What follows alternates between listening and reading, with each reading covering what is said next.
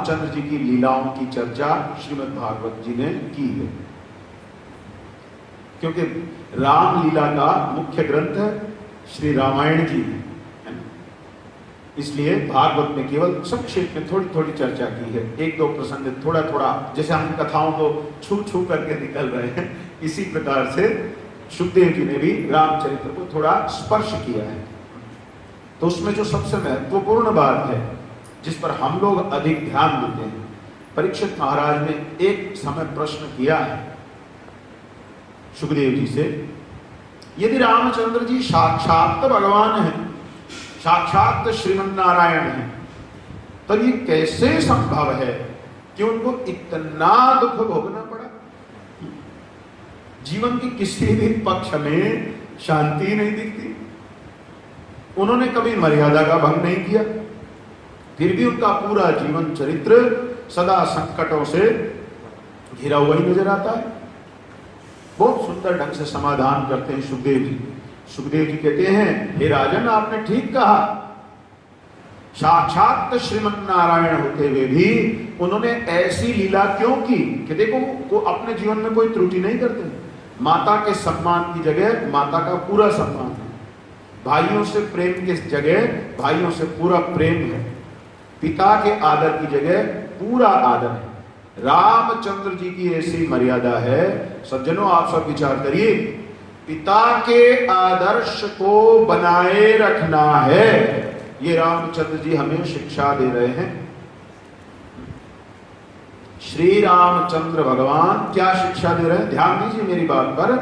अपने पिता के आदर्श को बनाए रखना है। इसके लिए हाथ से राजगद्दी जाए, मेरा सुख चैन जाए, सब नष्ट हो जाए, फिर भी अपने पिता, पिता का मतलब केवल अपना जन्म देने वाला पिता नहीं है, पिता अर्थात पूरे वंश के सम्मान को मुझे बनाए रखना है, अपने पूर्वजों की परंपरा को नष्ट नहीं होने देना है। सूर्य वंश की क्या परंपरा थी?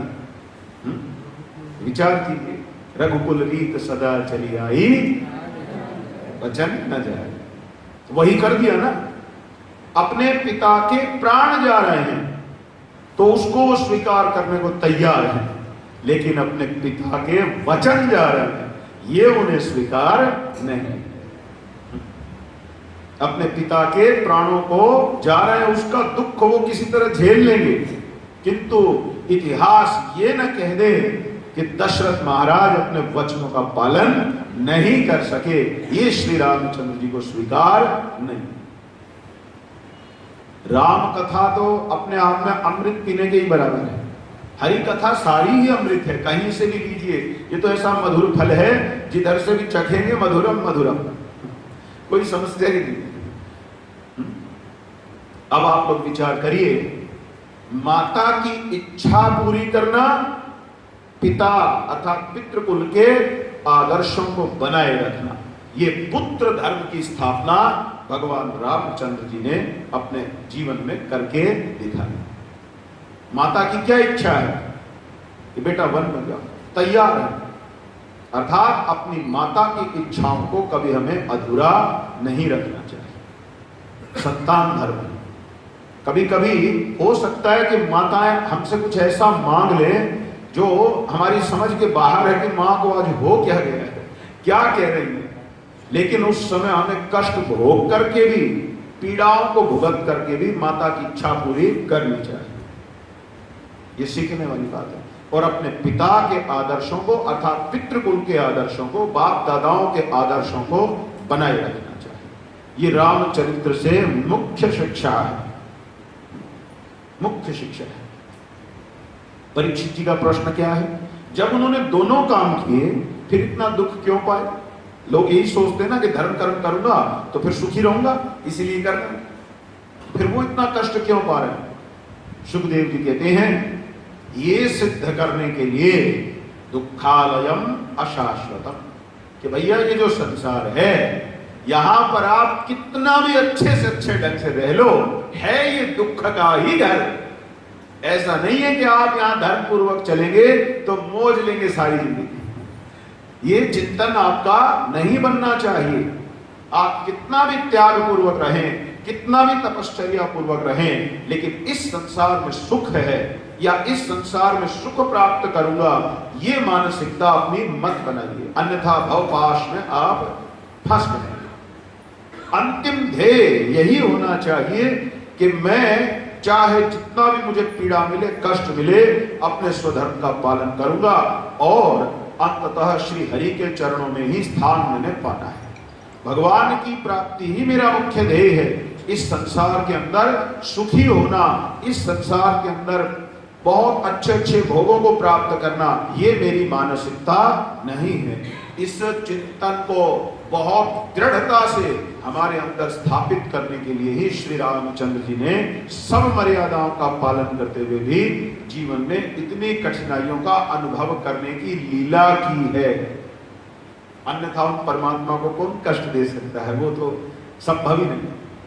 तो ये शिक्षा परीक्षित जी के प्रश्न पर सुखदेव जी ने श्रीमद् भागवत में दी। तो इससे कौन सा विवेक जागा? मैंने आपसे क्या कहा था, हम पूरी भागवत कथा कर रहे हैं पहले प्रश्न से ही लेकर, क्या भक्ति, ज्ञान और वैराग्य पर आधारित विवेक की प्राप्ति जीवन में कैसे हो, यही श्रीमद् भागवत का आधार है। तो कितना भी मर्यादित रहे, यदि विरक्त न हुए, जीवन में वैराग्य प्राप्त नहीं किया, तो दुख ही पाएंगे। मर्यादा को भी इसीलिए स्वीकार करना है जिससे भगवान में मन लगाने में सहायता मिले। मर्यादा इसलिए नहीं है कि यहां मौज करें, अर्थात वैराग्य रूप विवेक यहां मथ करके श्री रामचंद्र जी हमें दे रहे हैं। ठीक है। अब रामचंद्र जी का चरित्र वर्णन करने के बाद मैंने उसमें से जो मुख्य शिक्षा है उसकी चर्चा आप लोगों के सम्मुख कर दी। फिर चंद्रवंश की थोड़ी चर्चा उन्होंने की है, जहां ऋचिक, जमदग्नि और परशुराम जी के चरित्र की चर्चा करते हैं। क्षत्रिय संहार, विश्वामित्र जी के वंश की कथा, अर्थात केवल वंशावलियों के नाम पढ़े हैं। फिर ययाति जी के पुरुवंश की चर्चा की है और दुष्यंत, भरत, इन सब राजाओं के वंशजों के नाम श्रीमद् भागवत ने यहाँ पढ़े हैं। पांचाल, कौरव, मगध देशीय राजाओं के वंश पढ़े हैं। अनु, द्रुह्यु, त्रुवसु, यदु के वंशों के राजाओं के नाम पढ़े हैं। विदर्भ के वंशजों के सबके नामों की चर्चा की गई। नवम स्कंद विशेष रूप से पवित्र राजाओं के वंशों की चर्चा करता है। ठीक है। इस प्रकार से नवम स्कंद की कथा समापन होती है। बोलिए श्रीमद् भागवत भगवान की जय हो। अब दशम स्कंद की कथा का आरंभ है। दशम स्कंद श्रीमद् भागवत का सबसे प्रधान स्कंद है, क्योंकि यहीं पर भगवान श्री कृष्ण चंद्र की विस्तार से चर्चा की गई है। तो अब हम उसी में प्रवेश करते हैं। भगवान के द्वारा पृथ्वी को आश्वासन, पहला प्रसंग यही है। जब ये धरा पूरी तरह असुरों के द्वारा व्याकुल कर दी गई, अनेक प्रकार से आसुरी शक्तियां इस पृथ्वी को तंग कर रही थी, इसके ऊपर अपने पापों का भार बढ़ा रही थी, तो माता पृथ्वी जब दुखी हो जाती हैं तो गौ का रूप धारण करके श्रीमद् नारायण की शरण में जाते हैं कि हे भगवान, आप ही हमारे कष्ट का निवारण करो, आप ही हमारे दुखों का अंत करो। और भगवान का तो संकल्प है श्रीमद् भगवत गीता जी में, क्या? यदा यदा हि धर्मस्य ग्लानिर्भवति भारत अभ्युत्थानम धर्मस्य तदात्मानं सृजाम्यहम्। जब जब और जहां जहां धर्म की हानि होती है तब तब मैं आता हूं। क्या करने आते हो जी आप यहाँ? आप यहाँ केवल मटकी फोड़ते और चले जाते हो, इसलिए आते हो आप? लोगों ने भगवान श्री कृष्ण को ऐसा ही व्यक्तित्व बना के पेश कर दिया, बस, है ना? और मक्खन मिश्री चटाओ जयराम जी। ये नहीं है श्री कृष्ण का व्यक्तित्व। उन्हीं से पूछिए, वे स्वयं कह रहे हैं मेरा व्यक्तित्व क्या है। परित्राणाय साधुनाम विनाशाय च दुष्कृताम धर्म संस्थापनार्थाय संभवामि युगे युगे। भगवान किस लिए आते हैं? भगवान से ही सुनिए ना, किसी अन्य से पूछने की क्या आवश्यकता है। परित्राणाय साधुनाम, जिन्होंने साधना के द्वारा स्वयं को तपाया है, जो दिन रात मेरे कहे गए उपदेश और मेरे धर्म पर चलते हैं, परित्राणाय, उनके त्राण के लिए, उनकी रक्षा के लिए मैं आता हूं। परित्राणाय साधुनाम विनाशाय च दुष्कृताम, मैं गांधीवाद का उपदेश देने नहीं आता हूं कि कोई इस गाल पर थप्पड़ मारे तो तुम दूसरा गाल आगे कर देना, ना, परित्राणाय साधुनाम, और दूसरा पक्ष है विनाशाय च दुष्कृताम, दुष्टों के नाश के लिए मेरा अवतार इस धराधाम पर होता है। और ये कोई व्याख्या की बात नहीं है, आप सब इसको उनके जीवन चरित्र में देख सकते हैं। अरे जन्म लेते ही छठे दिन ही उन्होंने विनाशाय च दुष्कृताम आरंभ कर दिया कि नहीं कर दिया। अभी पैरों पर चलना नहीं सीखे, उससे पहले कितने दुष्टों का उन्होंने संहार किया। हिंदुओं को क्लीब बना दिया गया है, नपुंसक बना दिया गया है, उल्टी उल्टी व्याख्याएं कर दी गई है शास्त्रों। इससे हिंदुओं के अंदर जो पुरुषार्थ की भावना है दब गई है, वे खड़े होकर सामना नहीं करना चाहते। आप लोगों को आश्चर्य होगा, ऐसा नहीं मैं इस मंच से बैठकर यहां बोल रहा हूं, जो मित्र यहां मेरे निकटस्थ में जानते हैं इस्लाम के कितने बड़े बड़े संगठनों को मैंने चुनौती दी है।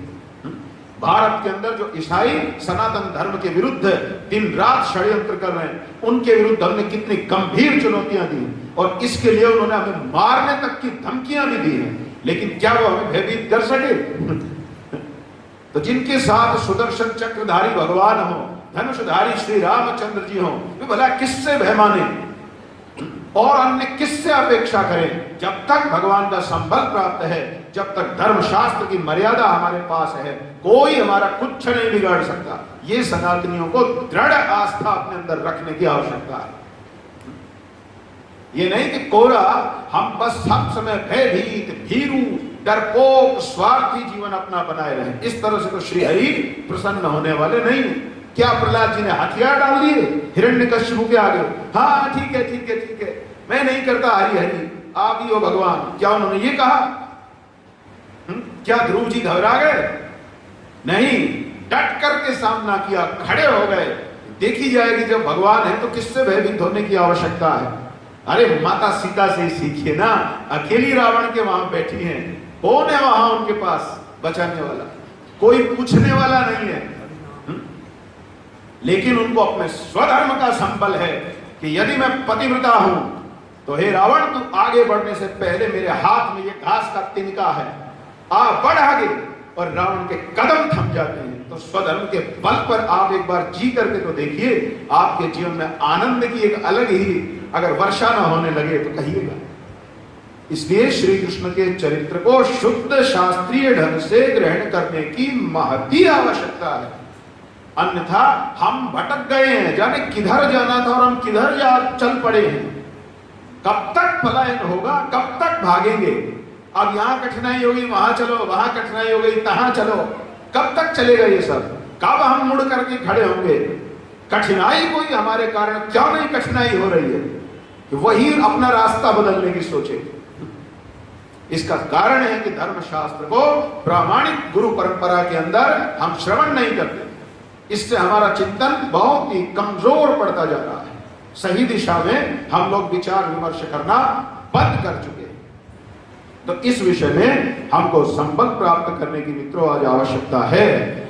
माता पृथ्वी ने गौ का रूप धारण किया है और गौ का रूप धारण करके कहां गई हैं? भगवान नारायण के दरबार में गई हैं। हे प्रभु, देखिए माता पृथ्वी ने राजाओं को नहीं पुकारा, यह पुकारा। माता पृथ्वी ने किसी राजा से नहीं कहा कि तू खुद को क्षत्रिय कहता है, खड़ा होकर मेरी रक्षा क्यों नहीं करता? नहीं, माता पृथ्वी ने किसकी शरण ली? साक्षात भगवान की शरण ली।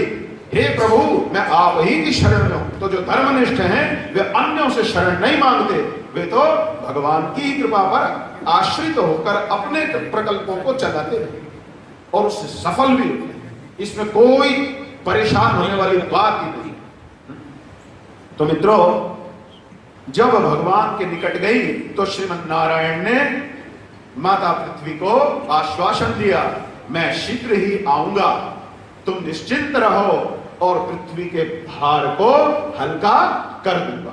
इसलिए तुम्हें अधिक तनाव लेने की आवश्यकता है ही नहीं। अब पृथ्वी लोक की घटनाक्रम का आरंभ होता है। वसुदेव और देवकी के विवाह से दशम स्कंद में कथा आरंभ होती है। जब वसुदेव और देवकी का विवाह हुआ और कंस के द्वारा 6 पुत्रों की हत्या, सबसे पहले ये प्रकरण आता है श्रीमद् भागवत जी के दशम स्कंद के पूर्वार्ध में। तो किस प्रकार से घटना घटती है देखिए। ये जो कलयुगी भाई होते हैं ना, बहुत मधुर होते हैं, बड़े मीठे होते हैं। कब तक? जब तक इनके सिद्धांतों को आप चुनौती में रखें। असुर का यही स्वभाव है। खुद रथ हाँक रहा था, किसका? देवकी और वसुदेव का। मैं अपने हाथ से अपने भैया को, अपनी बहना को और अपने जीजा जी को लेकर के जाऊंगा, खुद विदा करके आऊंगा, खुद गाड़ी चला कर लेकर जाऊंगा, अगर आजकल की दृष्टि से कहें।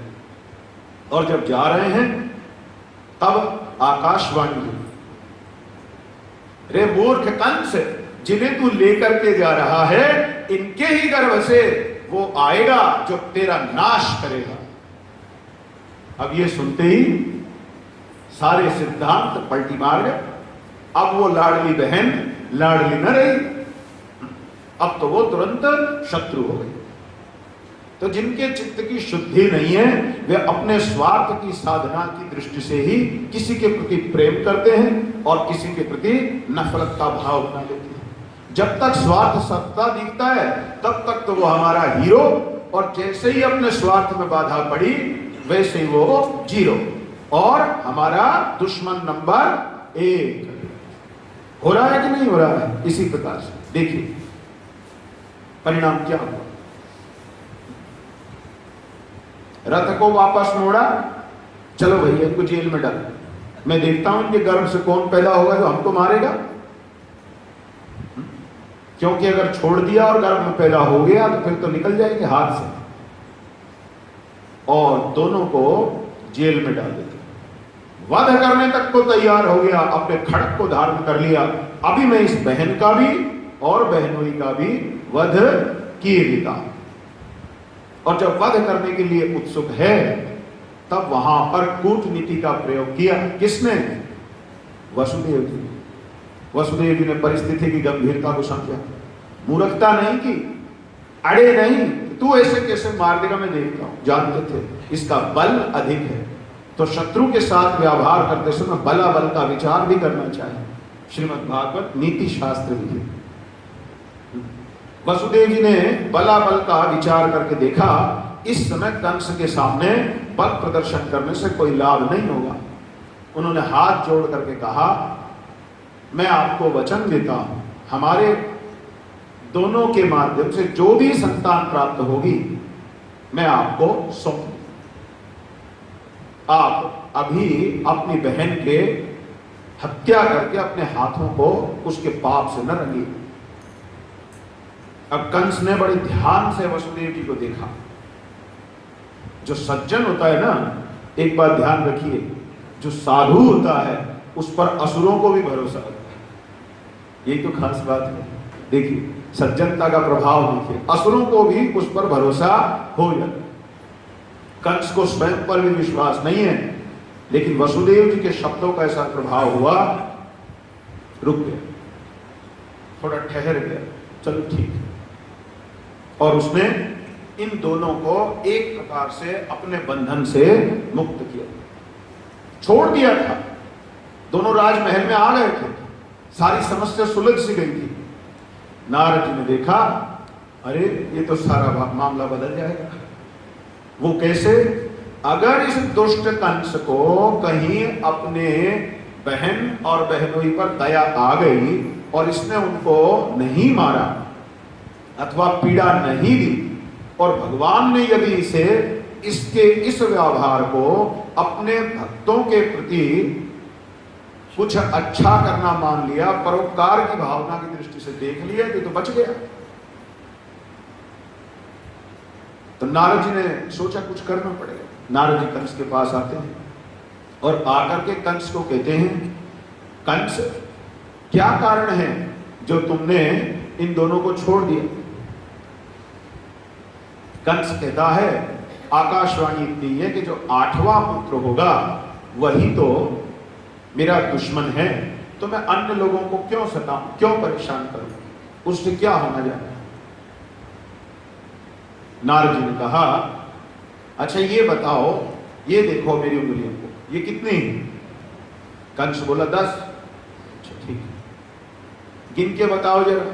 अब कंस गिनने की कोशिश करता है, 1 2 3 4 5 6 7 8 9 10। अच्छा, तो नारद जी बोले मैं फिर से इन्हें करता हूं। अब नारद बोले अब मैं गिनता हूं। नारद ने इधर से गिना, 1 2 3 4 5 6 7 8 9 10। बोले अब फिर गिनूं? बोले गिनो। अब नारद जी ने यहां से गिनना शुरू कर दिया, कभी यहां से कभी यहां से। नारद जी बोले, रे मूर्ख है तू, थोड़ा बुद्धि लगा, श्री हरि बड़े चतुर है, तू गिनती इधर से ही करता रह जाएगा कि ये पहला बेटा, ये दूसरा बेटा, ये तीसरा बेटा, ये चौथा बेटा। उसका नहीं पता, पहले को वो 8वां मान लेके, 8वें को पहला मान लेके, चौथे से गिनती शुरू कर दे, तीसरे से दूसरे से। अब असुरों में ना अधिक श्रद्धा विश्वास नहीं होता, बस थोड़ा सा भी अगर तर्क इधर से उधर होता दिखा है, हाँ हो सकता है गड़बड़ घोटाला हो सकता है, वापस जेल में डालो। और निर्णय किया सारी संतानों को मारूंगा, किसी को नहीं छोड़ूंगा। हो गया ना विचलित, भ्रमित। तो ऐसे ही हिंदू समाज में आज भरे हैं। कोई भी विधर्मी आता है, आकर के 2 बात हिंदू धर्म के विषय में ऐसी वैसी कह दी, या फिर कह दिया कि ये सब तो फालतू की बातें हैं, बस हो गया विचलित। इतने में अपने थोड़े दिन में या तो गले में क्रॉस लटका करके घूम रहे हैं, जैसे पहले से युवराज शिखा छोड़ दी, जनेऊ गया, धोती पहनने में इज्जत पिटती है, सब प्रकार से अपने धर्म को त्याग दिया। क्यों? बस जरा सा कारण चाहिए, थोड़ा, कोई बहुत गंभीर विश्लेषण नहीं होता है, कुछ छोटा सा एक बहुत तर्काभास मात्र है, उतने से ही धर्म को तिलांजलि देने को तैयार हो। ये आसुरी स्वभाव का लक्षण। कंस समझ गया था कि सब ठीक है, लेकिन देखिए नारद जी ने केवल इतना ही कहा कि इधर से भी तो एक हो सकता है, उधर से भी तो एक हो सकता है, तो क्या पता भगवान कह दे पहले ही पुत्र के रूप में आके कि नहीं ये 8वां है। अब ऐसे कभी हो सकता है कि पहले पुत्र को कोई 8वां कह दे? नहीं हो सकता ना। लेकिन असुर के मन में बहुत उठापटक चलती रहती, तो उसको ये बात जच गई, हो भी सकता है, क्या पता कह दे कि ये 8वां सारों को मारो। बोले हाँ नारद मुनि ठीक कर। तो नारद मुनि का क्या काम है? असुरों की असुरता को और बढ़ा। अब आजकल का कोई समझदार होता तो कहते नारद जी ने बात नहीं यार, बताओ 6 बच्चों को मरवा दिया बिना बात। वो तो अच्छे भले बेचारे बच रहे थे, एक का ही तो मामला था, उसको वो मार नहीं पाता क्योंकि वो भगवान। लेकिन नारद जी की योजना क्या है? इस दुष्ट के हाथों पाप बढ़ते रहना चाहिए, दोष बढ़ना चाहिए, क्योंकि भक्त के प्रति किए गए थोड़े से अच्छे व्यवहार से भी भगवान संतुष्ट हो सकते हैं। और अगर भगवान संतुष्ट हो गए, नहीं आए इसको मारने, तो सारी योजना धरी की धरी रह जाएगी। भक्तों के प्रति उनका विशेष भाव है। समोहम सर्वभूतेषु इत्यादि ठीक है, लेकिन भक्त मुझे विशेष लाडले प्यारे।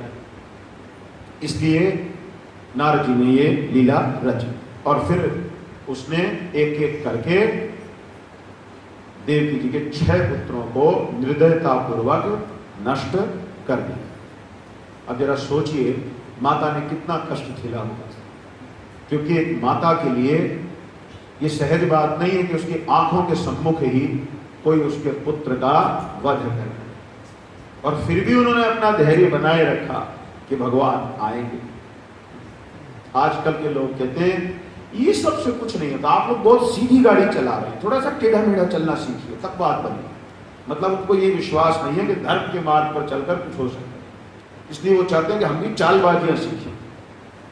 अगर हम चालबाज हो गए तो हम में धर्मी और अधर्मी में फिर अंतर क्या रहा? हम शास्त्र की मर्यादा में जितना टेढ़ा मेढ़ापन संभव है उतना तो अपनाते हैं, लेकिन शास्त्र का त्याग करके, शास्त्र विधि विरुद्ध होकर के जो टेढ़ा मेढ़ापन किया जाएगा उसे लेश मात्र भी स्वीकार नहीं कर सकते। यह हम शास्त्र निष्ठों की रणनीति है। इसे जाने भगवान देख रहे हैं सब, कंस किस किस प्रकार के कुकर्म करता जा रहा है। अब समय आ गया जब बलराम जी ने आना है। पहले तो वही आए, तो बलराम जी माता के गर्भ में प्रवेश करते, जेल में एक विशेष प्रकार का प्रकाश फैल गया। आज कुछ लक्षण बदले बदले से कंस के सैनिक जाकर के बताते हैं, महाराज हमें लगता है नारद जी वाली बात सही हो रही, वो 7वें नंबर पे ही आगे लगता है, आपको चलना चाहिए, परिस्थिति की गंभीरता को देखना चाहिए, आज कुछ अलग मामला है। इस प्रकार वहां चिंता होती है। लेकिन उससे पहले वसुदेव जी की जो दूसरी पत्नी है, कौन? रोहिणी जी। माता रोहिणी को किसी प्रकार वहां बुलवाया गया था। माता रोहिणी के गर्भ में भगवान को शिफ्ट कराया गया। अब ये जो तकनीक है आजकल के लोगों को नहीं आती, और आजकल की जो आधुनिक सभ्यता है वो घमंडी है। उसका ये मानना जो उनको नहीं आता वो हो ही नहीं सकता। जब तक इनको जहाज उड़ाना नहीं आता था तब तक जहाज नहीं हो सकता था, है ना। जब तक गोली चलानी नहीं आती थी तब तक कोई बैठे बैठे हथियार नहीं हो सकता था। जब तक इनके पास लाइव टेलीकास्ट की सुविधा नहीं थी तब तक संजय को दिव्य दृष्टि देकर युद्ध दर्शन कराना संभव नहीं था। अब हो रहा है संभव। जो इनको आ जाता है वो संभव हो जाता है, जो इनको नहीं आता वो असंभव होता है। तो ये इनकी नीति है, ये इनकी विचारधारा है। लेकिन जो हमारी जो विचारधारा है वो क्या है? हो सकता है हम उस विज्ञान को अभी नहीं समझ पा रहे हैं, लेकिन उस विज्ञान को हम नकार कैसे सकते हैं? जो मुझे नहीं समझ आ रहा मैं ये कैसे कह सकता हूं वो किसी को नहीं समझ आ रहा? ये तो ऐसा ही है कि कोई बालक को आप 2 सवाल करने सिखाओ, बालक से निकल नहीं रहे, बालक घोषणा कर दे दुनिया में इन सवालों का कोई हल नहीं। कोई मास्टर आए तो बेवकूफ आदमी, तुझे नहीं पता, मैंने कह दिया ये हो ही नहीं सकते, तो क्या आप उसे बुद्धिमान कहेंगे? जो हमें नहीं आता संभव है वो किसी और को आता हो। यही तो हुआ है। हमारे धर्म शास्त्रों में कुछ ऐसे पक्ष थे जिनकी व्याख्या कुछ एक जो आधुनिक या नियो हिंदुइज्म के पक्षधर थे उन्होंने कोशिश की, नहीं बनी बात, थोड़ा वो पटांग व्याख्याएं की तब भी बात नहीं बनी, तो बोले ये सब हटाओ, पुराना हो गया, सुधार करो। सुधारवाद की प्रक्रिया हिंदू धर्म में छेड़ दी गई। इसके बजाय ये भी तो एक दृष्टिकोण हो सकता था कि हम नहीं समझ पा रहे हैं कि इन परंपराओं का, इन प्रथाओं का क्या भाव है, तो इसके लिए मान्य विद्वानों के पास जाया जा सकता था, उनके चरणों में बैठकर विचार विमर्श किया जा सकता था कि इनका क्या भाव है, इनमें क्या विशेषता है, क्यों इनको बनाएंगे ना। हमें नहीं समझ आ रहा तो काटा मारो इन पर बस। इसलिए हम कहते हैं अहंकारी सभ्यता है ये आधुनिक सभ्यता, इसीलिए पिछड़ी हुई सभ्यता है शास्त्रीय दृष्टि से। ये उन्नत सभ्यता अथवा आगे नहीं बढ़ रही है, ये पीछे जा रही है। इसके परिणाम आने भी लगे, भारत में भी आ रहे हैं और अन्य विश्व के देशों में तो सब जानते ही हैं। लेकिन इस तकनीक का प्रयोग किया गया। बलराम जी रोहिणी के गर्भ में चले गए और इधर कंस आया तो कंस को आश्चर्य हुआ कि जब देवकी गर्भवती हो चुकी थी तो ये कैसे संभव है? आखिर बालक गया कहां? खूब प्रयास करके उसने बुद्धि लगाई पर उसकी समझ में नहीं आया, तो पैर पटक पटक करके वापस चला गया। और भगवान संकर्षण, भगवान बलराम जी परमात्मा के द्वितीय स्वरूप अब गोकुल में सुरक्षित जा पहुंचे। इसके बाद भगवान श्री कृष्णचंद्र का जो जन्म है अब वो होने वाला है, इस पर हमें विचार करना है। देखिए हमें वो कथा करनी नहीं आती कि श्री कृष्ण जी का ब्याह कराना है तो साड़ियों का ढोल लगवा लें ठीक है, वो विद्या हम नहीं जानते, हम तो सीधे सीधे शास्त्र का वर्णन करना ही जानते। तो इसलिए भगवान श्री कृष्णचंद्र का प्राकट्य होने वाला है। देवता लोग बार बार स्तुति करते हैं। देवताओं को भी पीड़ा होती है जब कोई भगवान के भक्तों को सताता है, तो देवताओं का भी मन दुखता है कि हे प्रभु, देवकी और वसुदेव बहुत कष्ट भोग चुके, अब तो आप आओ। लेकिन एक बात आप जान लीजिए कि देवकी और वसुदेव ने जो कष्ट भोगा है, जो इनके 6 पुत्र मारे गए हैं, उसमें भी कर्म का खेल चल रहा है पूर्व जन्म से। कोई भी घटना यूं ही नहीं घटती है, इस रहस्य को जानिए। भगवान ने वसुदेव जी के हृदय में प्रवेश किया है। श्री कृष्णचंद्र वसुदेव जी के हृदय में आ गए और वसुदेव जी ने ध्यान के माध्यम से ही उन्हें माता देवकी के मन में मानो उतार दिया है और भगवान हृदय में ही स्थान ग्रहण किए रहे। लेकिन वायु से ही केवल गर्भ जैसी आकृति माता के पेट की हो गई। भगवान ने साक्षात गर्भ में प्रवेश नहीं किया। ध्यान दीजिए मित्रों, श्रीमद् भगवद गीता जी के 4 अध्याय के 9वें श्लोक में भगवान ने कहा है, जन्म कर्म च मे दिव्यमेवं एवं यो वेत्ति तत्त्वतः त्यक्त्वा देहं पुनर्जन्म नेति मामेति सो अर्जुन। अर्थात मेरा जो जन्म और कर्म है वो सामान्य मनुष्यों जैसा नहीं है। जन्म कर्म च मे दिव्यम एवं यो वेत्ति तत्त्वतः, जो उसको तत्वतः जान लेता है, ठीक ठीक जान लेता है, त्यक्त्वा देहं, इस देह को त्याग करने के बाद पुनर्जन्म नेति मामेति सो अर्जुन। ये ऐसा रहस्य है, उसको इस संसार में लौटकर नहीं आना पड़ेगा। तो भगवान केवल माता के हृदय में ही विराजमान है और वायु से ही गर्भ जैसी आकृति पेट की बन गई, उदर की बन गई माता। देवताओं को पता लग गया माता के शरीर से एक विशेष प्रकार का प्रकाश निकल रहा है, माता आलोकित हो रही है। जब स्वयं अनंत ब्रह्मांडों के स्वामी भगवान अपने धाम से चल करके आ चुके हैं तो प्रभाव तो दिखेगा। छिपाए जिसे नहीं छिपाया जा सकता, वो तो ऐसे है। सारे देव मंडली कंस के कारागार में ही है और सब हाथ जोड़े गर्भस्थ नारायण की स्तुतियों से स्वयं को पवित्र करने में लगे हुए। सबने भगवान से प्रार्थना की, हे प्रभु हम लोग धन्य हुए जो अंततः आप इस लोक में पधारे हैं। किसी को नहीं पता लग रहा है, देवता लोग गुप्त रूप से आए, स्तुति करके चले गए। अब वो घड़ी आ गई जो शीघ्र ही आने वाली है। 15-20 दिन का ही मामला नहीं बचा है, अब तो संभवतः 17 तारीख हो गई आज तो 16-17 दिन ही शेष होंगे मुश्किल से। अर्थात श्री जन्माष्टमी की वो महान घड़ी आ गई। धर्मशास्त्र कहता है जयंती, आजकल तो जयंती का क्या है, कोई किसी के भी नाम क्या, फलाना जयंती, ढिकना जयंती लिख देते हैं लोग, किसी पता तो कुछ है नहीं किसी को। जयंती एक मुहूर्त विशेष का नाम है। ज्योतिष शास्त्र की दृष्टि से जब ग्रहों का एक विशेष योग बनता है उसे ही जयंती मुहूर्त कहते हैं। तो जब परमात्मा इस धरती पर अवतार लेने वाले हैं तब वो योग बना था, इसे श्री कृष्ण जयंती अथवा जन्माष्टमी कहा जा सकता है। ऐसा नहीं है कि हम किसी योग के जन्म लेने को फलाना जयंती, ढिकना जयंती कहने लग गया। यह हमारी अज्ञानता का एक परिचय है। तो उस शुभ घड़ी में जब भाद्रपद मास की कृष्ण